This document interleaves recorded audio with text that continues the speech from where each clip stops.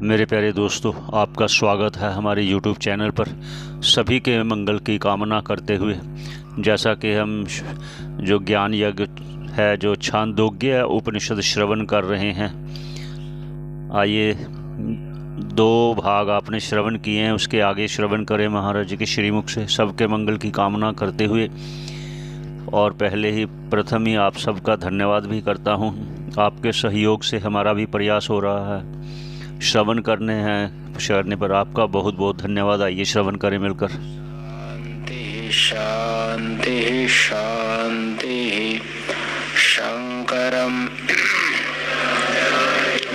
केशवं बादरायणं सूत्रभाष्यकृतौ वन्दे भगवन्तौ पुनः पुनः। ईश्वरो गुरुरात्मेति मूर्तिभेदविभागिने व्योमवद्व्याप्तदेहाय दक्षिणामूर्तये नमः। ॐ शान्तिः शान्तिः शान्तिः। छांदोग्य उपनिषद में प्रथम अध्याय 7वां खंड तक विचार हुआ। अध्यात्म और अधिदेवता, ये 2 स्थान है उपासना के लिए। उस स्थान भेद से अवच्छिन्न परमात्मा है, सगुण परमात्मा है। उस परमात्मा की दृष्टि से उद्गीत ओमकार में उपासना बदलाई, और उसका फल है पापादि से रहित हो जाना। अब इस स्थान को नहीं बता रहे, स्थान भेद रूपी अवच्छेद को छोड़ करके परमात्मा दृष्टि से उद्गीत उपासना बता रहे हैं। एक गुण है परमात्मा का, परोबर्यस्त गुण। तो परोबर्यस्त गुण का जो परमात्मा है, उसकी दृष्टि से उद्गीत ओमकार में उपासना है। इसका फल क्या होगा? परोबर्यस्त की प्राप्ति हो जाएगी, सबसे श्रेष्ठ हो जाएगा व्यवहार में, और जहां भी रहेगा उत्कृष्ट होकर रहेगा, उत्तर उत्तर उत्कृष्ट हो जाएगा। इसलिए अभी का प्रसंग है 8वां खंड। त्रयोहोद्गीते कुशला बहुभुः शिलकशालवत्यश्चकितायनो दाल्भ्यः प्रवाहणो जेवलेरिति तेहोचुरुद्गीते वै कुशला स्मो हन्तोद्गीते कथां वदामः इति। ये 3 बहुत कुशल थे, हो बुद्धिमान थे। हो किसमें? उद्गीत उपासना के विषय में। और 3 कौन कौन? देखो, शिलक हो गया, जो सलावत का पुत्र शिलक, और चिकितायन दाल्भ्य है, प्रवाहण जेवली है। ये कितना हो गए? 2 गुना 3 6 नहीं हो गए? नहीं, शिलक सालावत एक ही है, चिकितायन दाल्भ्य एक ही है, और प्रवाहण और जेवली एक ही है, बराबर ना? तेह उच्चुर, और एक दूसरे से कहे, क्या कहे? उद्गीते वही कुशलास्मा, उद्गीत के विषय में हम लोग तो बुद्धिमान है, इसलिए थोड़ा विचार कर लें, कथा कर लें। कथा उद्गीते कथाम वदामः इति। उद्गीत के विषय में हम कथा, कौन सी कथा? यहाँ पर बाद जल्प वितंडा 3 प्रकार की कथा होती है। सबसे उत्कृष्ट कथा है, कल्याणकारी कथा क्या है? बाद। तत्व बुभुत्सु कथा बाद। तत्व के विषय में ही प्रश्न करना है, और उत्तर भी तत्व के विषय में ही उत्तर देना है, कोई खंडन मंडन नहीं। इसलिए बाद नामक कथा हम करें, ऐसा अभिप्राय से एक दूसरे से कहे। उसके बाद क्या हुआ? देखो, ये तीनों में से एक जो है राजा क्षत्रिय था, और नम्रता बता रहे हैं। बाकी 2 क्या थे? ब्राह्मण थे। ठीक है, इसलिए क्षेत्रीय राजा बोल रहा है, मैं आप सुनूं, आप लोग बोलते रहिए। तथेह सम उपविविशुः सह प्रवाहण जेवलिरुवाच भगवन्तावग्रे वदतां ब्राह्मणयोर्वदतुर्वाचस्वश्यामीति। देखो सब एकांत में बैठ गए और जीवल का पुत्र जो प्रवाहण है, प्रवाहण जेविल, वो कह रहे, वो कौन थे? राजा, क्षेत्रीय राजा था। चल आप दोनों कैसे? भगवंतो, आप पूजनीय है। क्यों पूजनीय है? बोले ब्राह्मण, और आप तो ब्राह्मण है ना, 4 वर्णों में श्रेष्ठ है ब्राह्मण होता है, क्योंकि ब्राह्मण का शरीर भोग के लिए नहीं, ब्राह्मण का शरीर तपस्या करने के लिए, आत्मज्ञान को अवश्य प्राप्त करना है। इसलिए आप दोनों ब्राह्मण होने के कारण मेरे प्रति आप भगवंतो पूजनीय है। इसलिए शास्त्र में कहा गया ब्राह्मणों नान्तव्य कहा गया, ये नहीं कहा गया क्षत्रियो नान्तव्य। इसलिए ब्राह्मणों निर्वेदम आयात नास्त्या कृत कृते न, है कि नहीं? इसलिए आप दोनों मेरे से पूजनीय होने के कारण ये मर्यादा है कि आप लोग बोले मैं सुनूं। बदतर वाचम श्यामि, आपके कथन को मैं सुनना चाहता हूँ, श्रवण करूं मैं। वो दोनों भी स्वीकार के ठीक है, ये नम्रता है। सह शिलक शालावत्यश्च गीतायनं दाल्व्यम् उवाच हन्त त्वा पृच्छानेति पृच्छेति उवाच। जो शिलक जो शालावत्य है ना, उसने पूछा दाल्व्य से, ये भी देखो नम्रता, आपकी अनुमति यदि हो तो हन्त त्वाम पृच्छानेति, मैं आपसे पूछूं आपकी अनुमति हो तो। ऐसे ही प्रश्न पूछना पड़ता है अनुमति ले करके। नहीं मैं क्यों न पूछूं? इतने दूर से मैं गुजरात से आया हूँ, क्यों न पूछूं? वो भी टिकट करके, ऐसा नहीं, अनुमति लेकर के पूछना पड़ता है आचार्य से। नहीं तो अनुमति मिल गई, पृच्छेति उवाच, ठीक है पूछो। आगे देखो, ये परोवर्यस्त गुण है ना, परोवर्यस्त, परश्च वर्यांश्च इति परोवर्यांसौ। पर मतलब क्या होता है? बोलते कि श्रेष्ठ, और वर्यान क्या होता है? यहाँ पर उत्तरोत्तर उत्कृष्ट है। ये दो है ना, मिलाकर एक ही गुण है परोवर्यस्त। इस गुण से उपासना करनी है ना, इसलिए आगे पकड़िया है। का सामनो गतिरिति स्वर इति उवाच, स्वरस्य का गतिरिति प्राण इति उवाच, प्राणस्य का गतिरिति अन्नम इति उवाच, अन्नस्य का गतिरिति आप इति उवाच, अपाम का गतिरिति असौ लोक इति उवाच, अमुष्य लोकस्य का गतिरिति न सर्वं लोकम् अतिनयत् इति उवाच, सर्वं वयं लोकं साम अभिसंस्थापयामः सर्वसंस्थापं हि सामेति। ये जो साम है, साम यहाँ पर क्या है? उद्गीत का प्रकरण चल रहा है ना, ये प्रकरण उद्गीत का चल रहा है। इसलिए साम शब्द से साम का अवयव उद्गीत को लो, ओमकार जो उद्गीत है ना, उसको यहाँ पर साम शब्द से बोल रहे हैं। सामन का षष्ठी वचन सामना, उसकी गति क्या है? गति का वर्तमान यहाँ पर आश्रय है, आश्रय परायण। बोलो ओमकार एक शब्द है ना, जो ओमकार शब्द है तो कार्य है ये, इसका कोई ना कोई आश्रय तो होना चाहिए ना।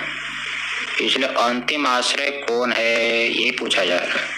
सामना गति रीति, तो क्या कह दिया? स्वर इति उवाच। स्वर क्या होता है यहाँ पर? ध्वनि। स्वर से क्या लेना चाहिए यहाँ पर? ध्वनि, क्योंकि शब्द का आश्रय ध्वनि होता है। दोनों में तादात्म्य है, कार्य काल में तादात्म्य होता है ना, इसलिए स्वर हो गया ध्वनि, यही आश्रय है। लेकिन वो भी तो कार्य है ध्वनि, इसलिए उसका भी कोई आश्रय होना चाहिए। स्वरस्य का गति, स्वर का गति मतलब आश्रय कौन है? क्या उत्तर दिया? प्राण इति उवाच। क्योंकि प्राण दीर्घ ना हो तो स्वर कहाँ से निकलेगा, ध्वनि कहाँ निकलेगी, है कि नहीं। प्राण से संपादित होता है स्वर ध्वनि, इसलिए प्राण को कह दिया आश्रय गति।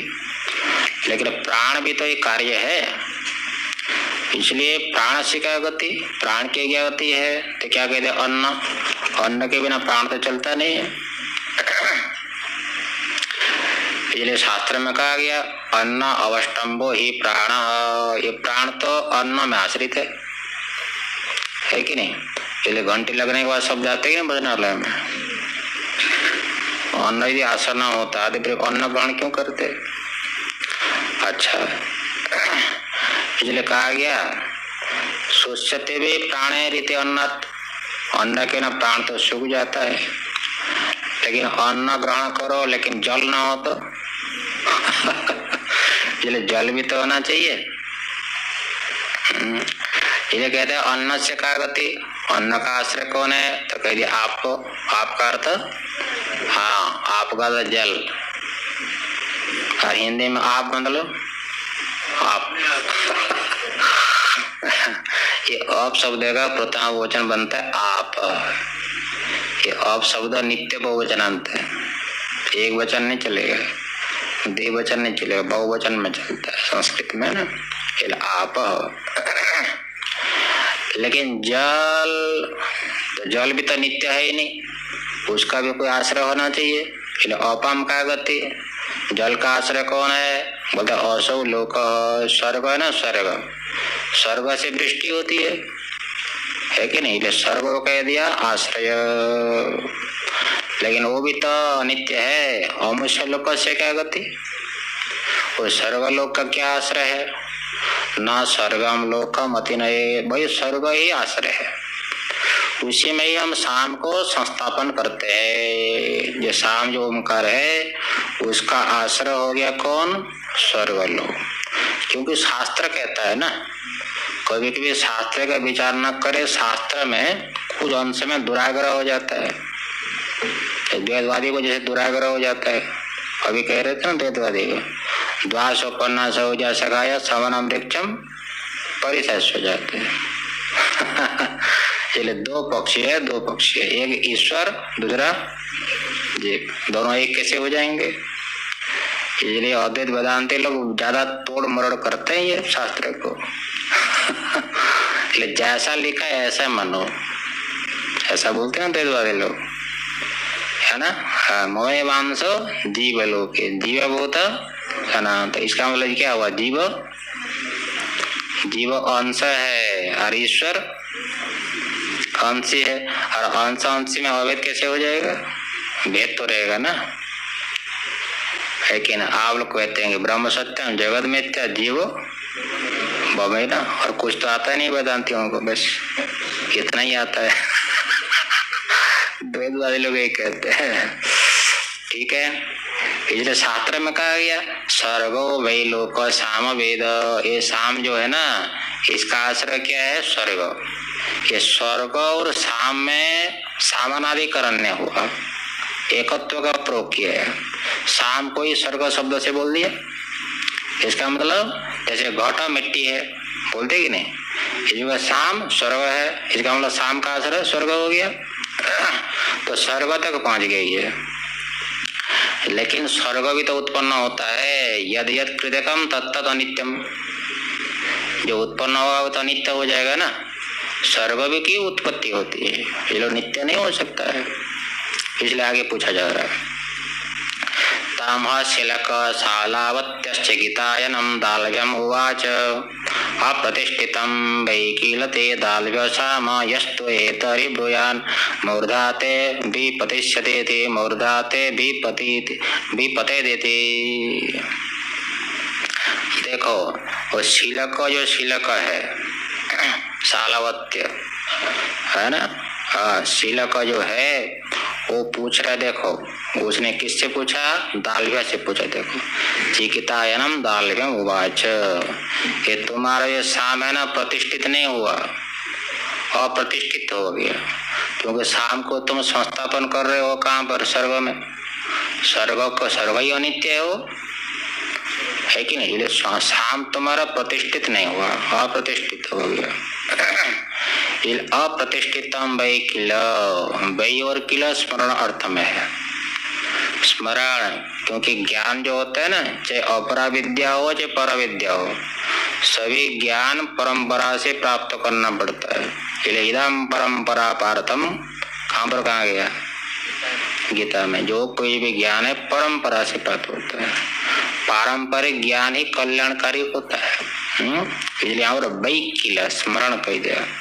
ये ज्ञान भी परंपरा से प्राप्त हो रहे। दाल साम यस्तु एतरी, ये तुम्हारा जो साम है ना, सब जो अप्रतिष्ठित हो गया। इसलिए जो कोई कहे यह है जो असहिष्णु है, सहन न करे, किसी किसी को सहन नहीं हो पाता है।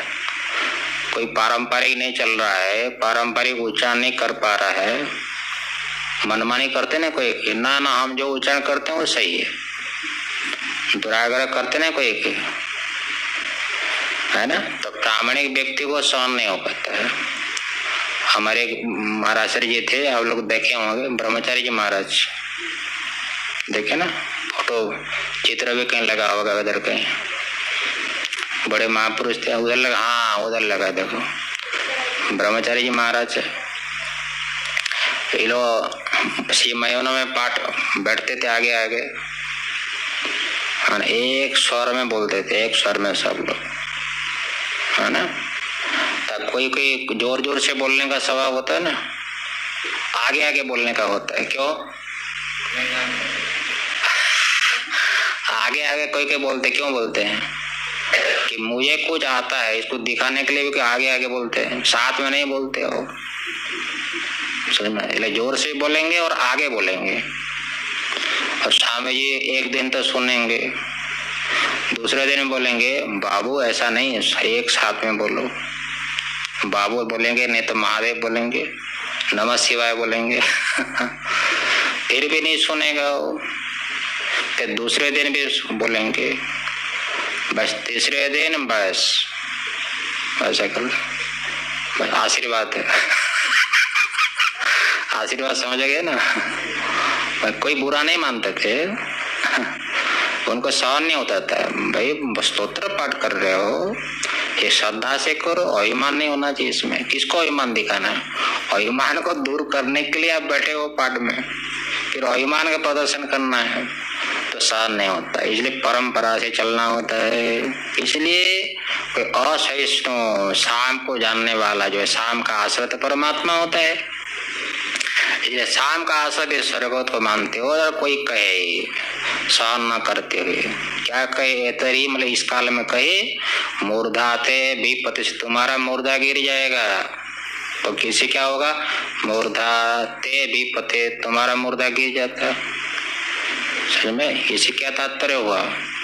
इसलिए कोई आपसे श्रेष्ठ विद्वान है, ठीक है, उसके साथ चलो, उसके अनुसार। यदि आपको ज्ञान नहीं है तो उसके अनुमति के अनुसार चलो। इसके भावार्थ है जो विद्वान नहीं है वो भी कर्म कर सकता है